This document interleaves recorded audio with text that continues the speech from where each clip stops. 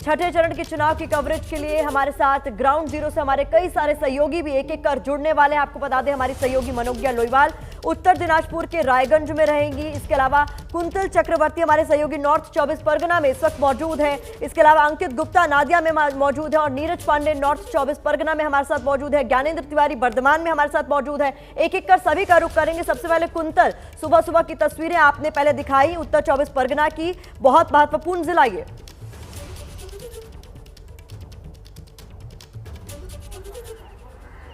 है कि 17 सीटों पर आज यहाँ चुनाव होना है और ये माना जाता है पश्चिम बंगाल में कि आपको अगर पश्चिम बंगाल की सत्ता पर दखल लेनी है तो कहीं ना कहीं आपको दक्षिण और उत्तर 24 परगना जिला पर जीत हासिल करनी है, क्योंकि दोनों जिला मिलाकर 64 सीटें हैं और सुबह से आप देख सकते हैं किस तरह की कतारें, कोई भी इस तस्वीर में कोई बदलाव नहीं है। मैं पहले चरण के चुनाव जब कवर करने गया था बांकुड़ा में, वहाँ से लेकर ये छठे चरण का चुनाव है और सुबह से कितने लोग यहाँ लाइन पर हैं आप देख सकते हैं। यही है खास तस्वीर पश्चिम बंगाल की। चाहे कितना भी हिंसा हो, चाहे कुछ भी हो, लेकिन पश्चिम बंगाल में लोग जो है बड़े अवेयर है और लोग मतदान करने के लिए सुबह सुबह पहुंच जाते हैं। इसीलिए पश्चिम बंगाल में 80% से ज़्यादा मतदान हर चरण के चुनाव में देखा गया और पिछले कई सालों से ये देखा गया है।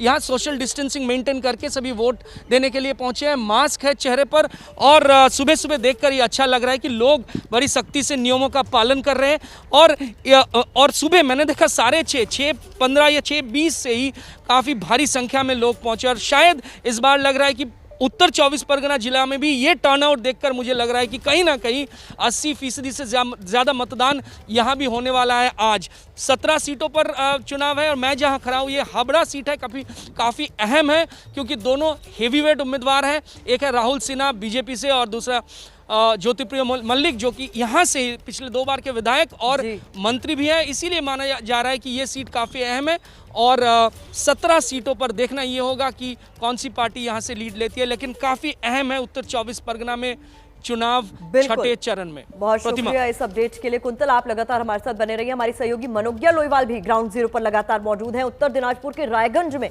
वो इस वक्त मौजूद है। मनोज्ञा, आपके आसपास की क्या तस्वीर है और आज के फेज की अगर बात करें तो टीएमसी और बीजेपी के लिए कितना अहम?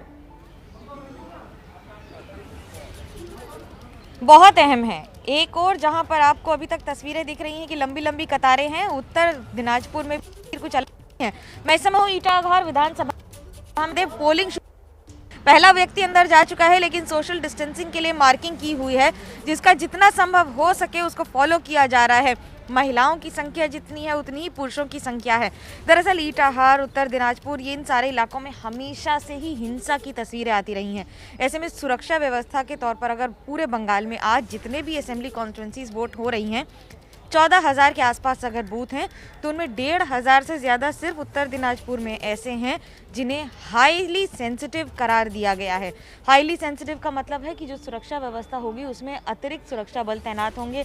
ये हाईवे का इलाका है, इसलिए आसपास के लोगों को तो नहीं रोकने दिया जा रहा है, लेकिन साथ ही साथ बीएसएफ के या सेंट्रल फोर्सेस के जितने भी जवान तैनात हैं उनके मद्देनज़र याद रहे कि पिछली बार कूच बिहार में यानी कि उत्तर बंगाल में ही 4 लोगों की मौत हुई थी पुलिस फायरिंग में। उसके आरोप प्रत्यारोप के दौर के बाद अब अधिकतर इलाकों में ये ध्यान में रखा जा रहा है कि जितनी सुरक्षा व्यवस्था हो उतना ही ज़्यादा ये पूरा प्रोसेस स्मूथली कंडक्ट किया जाए। जी, राजनीतिक हिंसा का दौर लगातार हम देख भी रहे हैं मनोज्ञा, तस्वीरों के जरिए पश्चिम बंगाल में जारी है। आ चुकी छठे चरण का चुनाव हो रहा है, ऐसे में तमाम सुरक्षा प्रोटोकॉल्स का ध्यान रखा गया है, कोरोना प्रोटोकॉल्स का भी ध्यान रखा जा रहा है। हमारे सहयोगी अंकित गुप्ता भी हमारे साथ मौजूद है नादिया से। अंकित, क्या तस्वीरें आपके आसपास आप देख पा रहे हैं?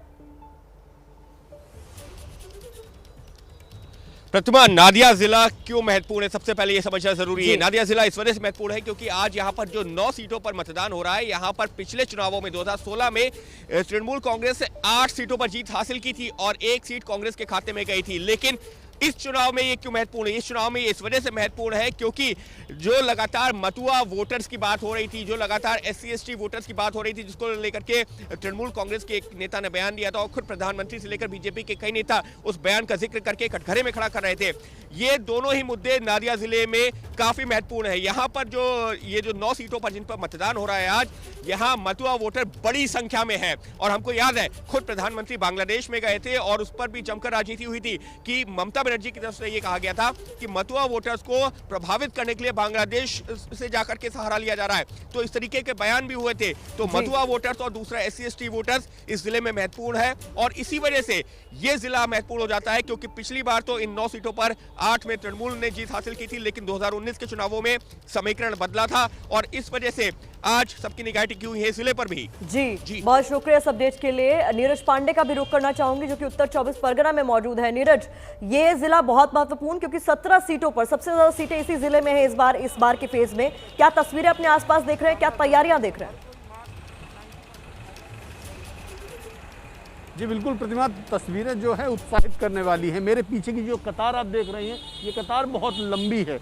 लोगों का ये सुबह 6:30 बजे से ही लोग यहाँ पर लाइन में आकर लग गए हैं। सिर्फ एक ही तरफ नहीं, दूसरी तरफ भी आपको ये तस्वीरें दिखाता हूँ। दूसरी तरफ भी दोनों तरफ, सड़क के दोनों तरफ ये लाइनें लगी हैं। ये लाइनें बताती हैं कि लोग कितना उत्साहित हैं इस चुनाव को लेकर। लेकिन जो सबसे महत्वपूर्ण सवाल ये है कि क्या उत्तर 24 परगना इस बार कुछ अलग गुल खिलाएगा, क्योंकि भारतीय जनता पार्टी इस बार बहुत जोर लगा रही है। चूँकि ये पूरा इलाका जो प्रेसिडेंसी इलाका माना जाता है और यहाँ की करीब 40 से 45 सीटें ऐसी हैं जो इस बार डिसाइसिव हैं। और भारतीय जनता पार्टी ने पिछले कुछ दिनों में नुक्कड़ सभाओं और दूसरी जो छोटी छोटी सभाओं के जरिए यहाँ पे सेंध लगाने का प्रयास किया, क्योंकि माना जा रहा है कि यदि इन इलाकों में सेंध लगी तो कहीं ना कहीं सत्ताधारी दल को दिक्कत हो सकती है। लेकिन दोनों तरफ से यही जो एरिया है, खासकर कोलकाता और उसके आसपास का एरिया शहरी इलाका है जहां सबसे ज़्यादा टीएमसी की पकड़ मानी जाती है। अगर यहां पे सेंध लगाने में भारतीय जनता पार्टी या दूसरे दल कामयाब रहे तब तो कुछ बन सकती है, अदरवाइज बहुत दिक्कत होने वाली है। टीएमसी के लिए बहुत अहम है ये फेज, क्योंकि पिछली बार 43 में से 32 सीटें टीएमसी ने अपने खाते में की थी, लेकिन इस बार क्या तस्वीर बदलेगी? इस बीच नादिया जिला के नजदीक से हिंसा की खबर सामने आ रही है। आपको बता दें, बीजेपी की युवा मोर्चा के कार्यालय पर हमले की खबर इस वक्त हमें मिल रही है। देर रात को यह हमला हुआ है बताया जा रहा है। आरोप इसको लेकर टीएमसी पर ही लगा है। आरोपों का खंडन भी टीएमसी ने कर दिया, लेकिन बड़ी खबर नादिया जिले से आ रही है। नादिया में भी आज वोटिंग हो रही है। आपको बता दें, इसी जिले से नवदीप में हिंसा की खबर आई है, जहां पर बीजेपी की युवा मोर्चा के कार्यालय पर देर रात हमला हुआ है। इस हमले का आरोप टीएमसी पर लगा। नादिया से ही हमारे सहयोगी अंकित गुप्ता लगातार सुबह ग्राउंड जीरो पर मौजूद है, उन्हीं का रुख कर लेते हैं। अंकित, जैसा कि आप बता रहे थे, बहुत अहम हो जाता है नादिया जिले में भी जिस तरीके से वोटिंग हो रही है आज, और उस बीच हिंसा की ये बड़ी खबर। निश्चित तौर पर प्रतिमा, ये जो देर रात में इस तरीके की खबरें आई हैं, हालांकि जो तृणमूल कांग्रेस की तरफ से लगातार इंकार किया गया है, लेकिन ये पश्चिम बंगाल में कोई नई चीज नहीं है। लगातार इस तरीके की खबरें आ रही हैं। फिलहाल जो है मैं मौजूद हुई एक कृष्णानगर विधानसभा क्षेत्र है, लेकिन नवदीप विधानसभा क्षेत्र इससे कुछ दूरी पर है। लेकिन जिस तरीके की ये तस्वीरें हैं, निश्चित तौर पर ये बताती हैं कि आरोप प्रत्यारोप और जिस तरीके से हमले की खबरें हैं वो लगातार आ रही हैं। बीजेपी की तरफ से लगातार कहा जाता है कि तृणमूल के कार्यकर्ता हमला कर रहे हैं, तृणमूल की तरफ से कहा जाता है कि बीजेपी के कार्यकर्ता हमला कर रहे हैं। मामला चुनाव आयोग तक भी पहुंचता है, लेकिन यकीन मानिए इससे वोटर के उत्साह पर कोई फर्क नहीं पड़ रहा है, क्योंकि लगातार बड़ी संख्या में लोग घरों से निकल रहे हैं। कोरोना का माहौल है, कोरोना के मामले करीबन 10,000 के आसपास पहुंच गए पूरे पश्चिम बंगाल में, लेकिन वोटर्स घरों से निकल रहे हैं, एहतियात के साथ निकल रहे हैं, और ये लोकतंत्र के लिए एक अच्छी तस्वीर भी कही जा सकती है। जी, आप तमाम रिपोर्टर्स हमारे साथ लगातार बने रहें। ग्राउंड जीरो से पल पल का अपडेट ये दे रहे हैं, और कोरोना काल में आप सभी अपना बहुत बहुत ध्यान रखें, क्योंकि सुबह से आप ग्राउंड जीरो पर मौजूद हैं। आगे भी अपडेट आपसे लेते रहेंगे। इस बीच प्रदीप सिंह जी, वरिष्ठ पत्रकार, हमारे साथ जुड़ गए हैं, क्योंकि आज छठे चरण का मतदान पश्चिम बंगाल में शुरू हो गया सुबह 7 बजे के साथ ही। प्रदीप सिंह जी, आज का ये फेज कितना अहम टीएमसी और बीजेपी के लिए?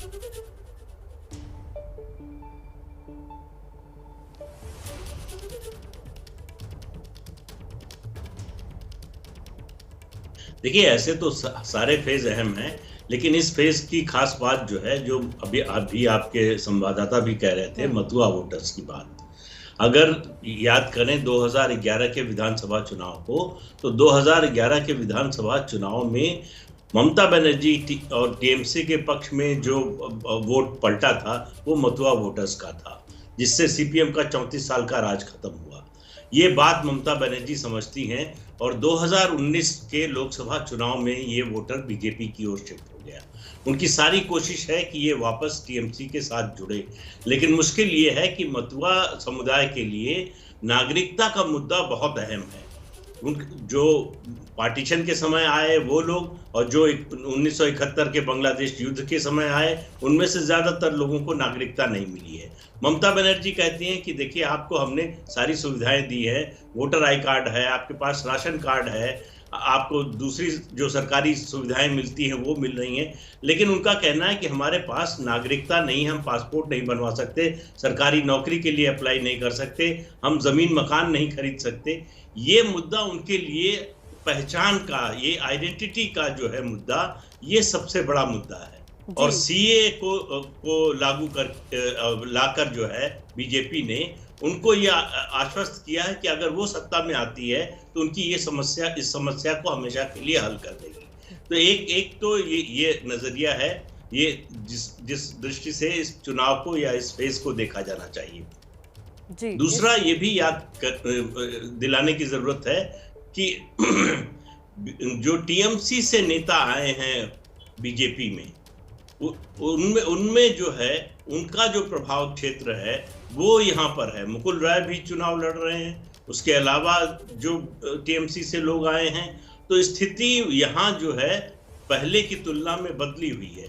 वो जो भय का माहौल रहता था कोई भी विपक्ष में हो, पहले 2011 में सीपीएम के लोगों के 16 में था, सीपीएम और कांग्रेस के लोगों के साथ, अब बीजेपी के लोगों के साथ उसके बाद। लेकिन इस ये जो फेज है इसमें कई ऐसे चुनाव क्षेत्र हैं, ऐसी जगहें हैं जहां स्थिति उल्टी है।